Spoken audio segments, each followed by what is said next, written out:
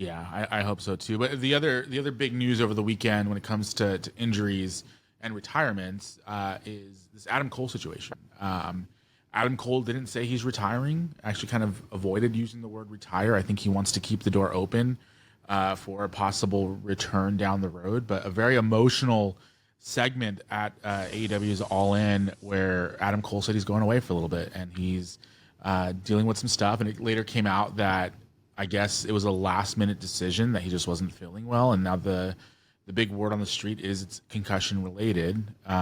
So your thoughts? As somebody who's suffered multiple concussions, I wouldn't wish them on anybody. He never seemed to be quite back to the level he was during the MJF feud and when he first came in. He got the concussion. I think it was in the Forbidden Door a couple years ago. It was where he had the first, and he had another one after that. He also broke his leg jumping off the ramp. But it just shows you that, when you're dealing with brain injuries and concussions and things like that, you often don't know how bad they are until down the line. For him to pull himself off the card like that, I think this is pretty bad. I mean, it could be possible career threatening. That's the way the talk's been. I know the mood backstage was really somber. A lot of people were in shock.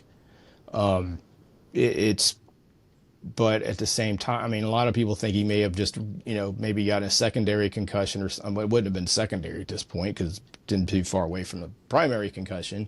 But he may have had a recent concussion during a match. I just, it just shows you, your career can end in an instant in this business. I mean, Cole's always been the guy that's, Regal and Triple H saw him in the early 2010s and just said, in a couple years, we just want you to get some seasoning. We're going to bring you up. We think you're going to be this huge star. He goes to ROH. He gets over. He becomes part of the Bullet Club. He's part of the Elite. He ends up getting his break and going to NXT. He's the most over guy there. And then because of the changes and things like that with Laurinaitis and Pritchard running the company and Vince running there, they wanted to get rid of him as a manager. Or they wanted to make him a manager on the main event roster or something crazy like that. He comes into AEW, he's super over, it just, even when they tried to make him a heel, he was still a babyface. He's a great promo. He's done amazing work. I can't find anybody in the business has a bad word to say about the guy. He's a super nice guy. From everything I've heard, he's also a great worker, works hard.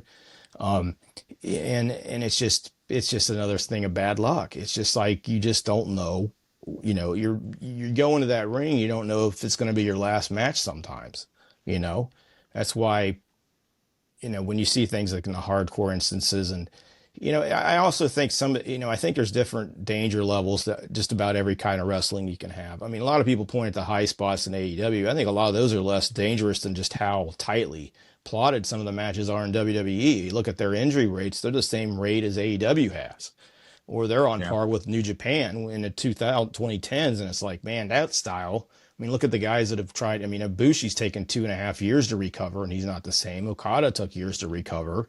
Omega's had tons of problems. Naito can barely walk. Tanahashi he's had issues for 10 years. He's on his retirement tour.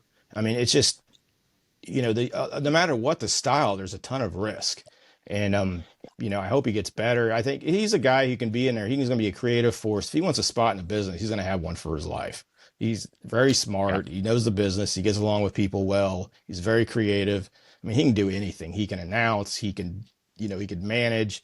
I don't think he would be happy doing that. I think he's a wrestler at heart, and he always will be. But hopefully hopefully this comes out good for him. He just needs more sort of time off. Yeah. Yeah, and maybe he just does something kind of like Adam Copeland and Daniel Bryson, where you just take a couple years off, really rehab, take good care of yourself, get yourself into shape. You can, it depending on the severity. I've studied concussions and and all the CTE and a lot of that.